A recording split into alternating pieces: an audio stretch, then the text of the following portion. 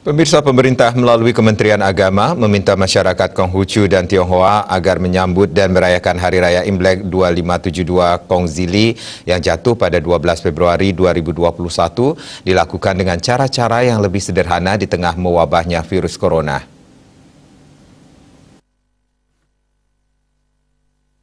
Menteri Agama Menak Yakut Kholik Kumas dalam keterangan persnya di kantor Presiden Jakarta mengimbau dan meminta masyarakat yang akan merayakan Tahun Baru Imlek 2572 Kongzili di tengah situasi pandemi COVID-19 ini dilaksanakan secara sederhana dan virtual. Perayaan Imlek kali ini berbeda dengan tahun-tahun sebelumnya karena berlangsung di tengah pandemi yang melanda dunia saat ini.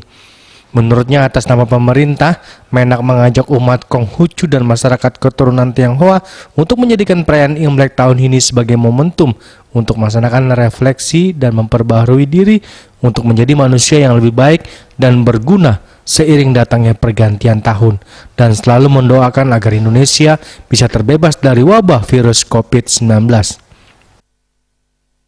Dan kami biasa dalam setiap perayaan Imlek ini, anak-anak santri dan saya tentu saja ikut datang ke rumah-rumah saudara-saudara yang merayakan Imlek, dan kita senang sekali karena mendapatkan angpau pada waktu itu. Nah, tentu karena situasinya sekarang berbeda, Indonesia dan dunia sedang mengalami pandemi COVID-19, saya kira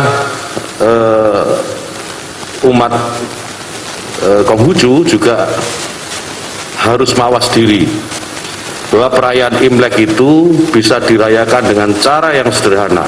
Karena pada prinsipnya seperti yang saya sampaikan tadi, perayaan Imlek ini adalah ungkapan syukur kepada Menak juga mendorong penerapan metode perayaan Imlek dengan mengajak tokoh Konghucu melakukan silaturahmi secara virtual, dan pihaknya juga sudah berkomunikasi dengan tokoh-tokoh agama Konghucu.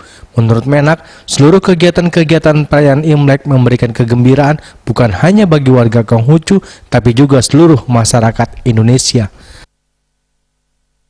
Dari Jakarta, Juli Suwarte dan Ketut Sumadiase melaporkan.